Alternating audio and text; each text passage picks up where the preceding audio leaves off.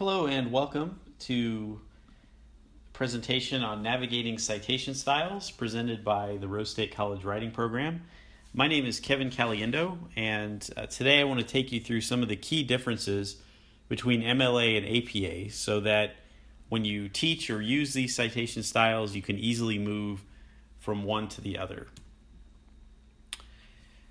So in moving between MLA and APA, I want to focus on three common types of sources to illustrate some of the differences, and many of these same differences will show themselves in other types of sources, and you can always consult your handbook or any online resources to see the details on those.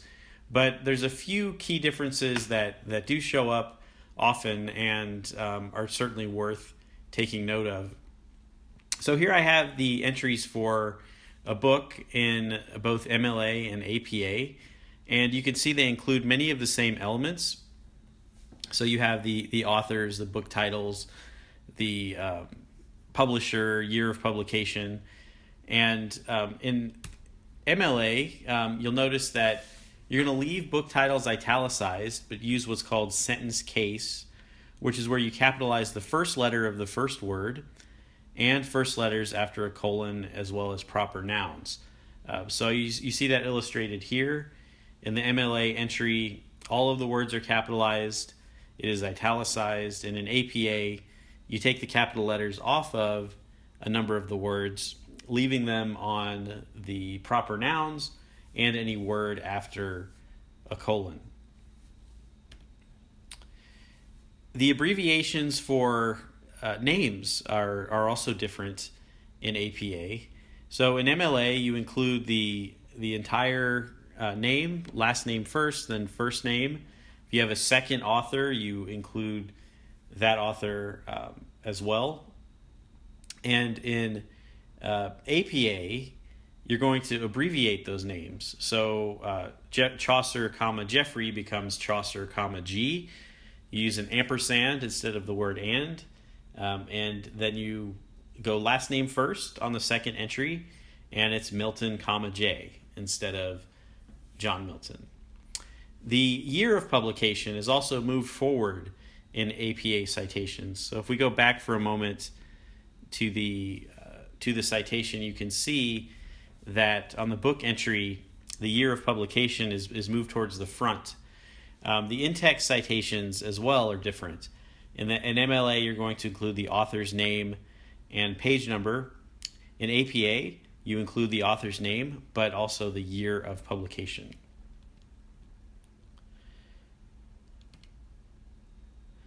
City of publication is something that is no longer included in MLA.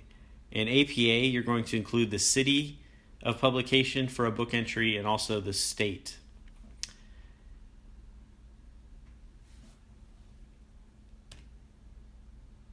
Lastly, the difference in book entries. If you're citing from a section of a book or within the in-text citation, you're going to, in MLA, have an abbreviated version of that. So the range is 250 to 85.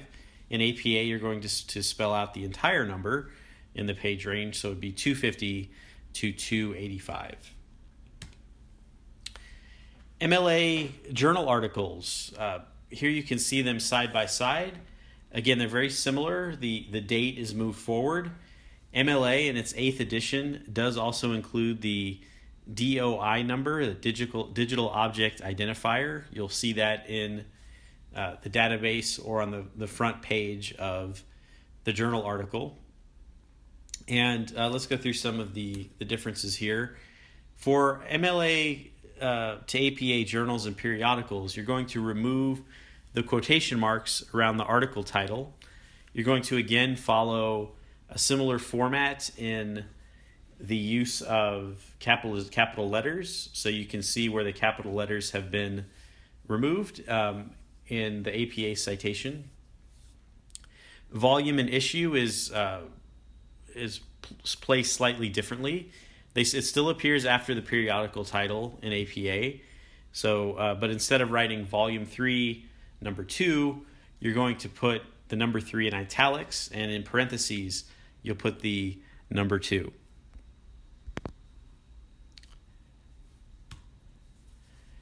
Lastly, let's look at web pages. So again, you can see there are some similarities here. The date, once again, is of publication is moved towards the front of the entry. Some other differences.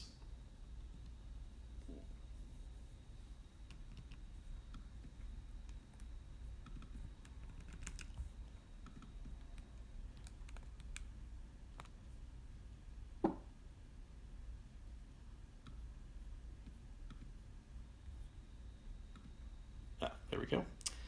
Some other differences in MLA and APA on web pages. You are going to use a year, month, day format with a publication date in parentheses. You are going to also put the full month name instead of the abbreviation. And you'll also remove quotations around web page titles. This is very similar to what you saw with articles as well.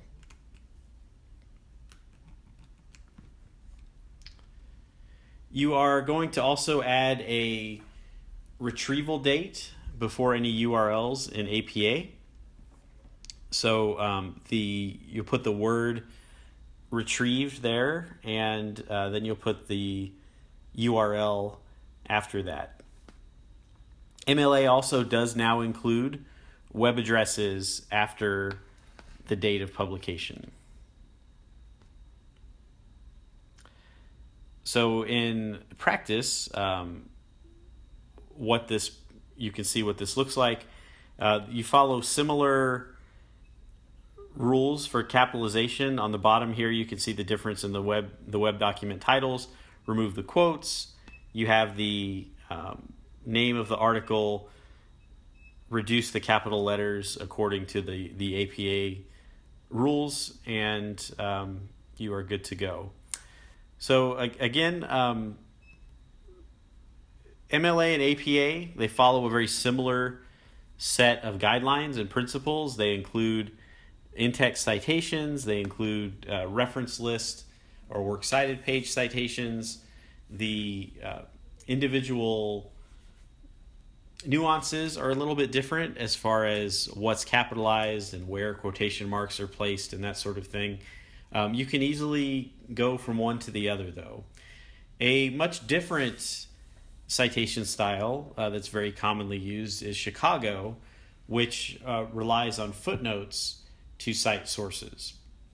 And that particular citation style is going to be presented in a separate presentation in early 2017, and it's definitely a good style to know, because even if you're not actively teaching it, many of the journals that your students are going to be using and that you may be using do use Chicago style or some form of it. So the ability to navigate that is certainly valuable, and that's something that we will cover in a separate presentation.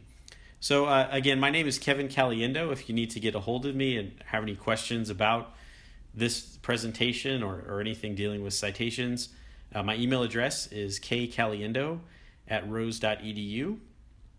Thank you for your attention, and I look forward to talking with you soon.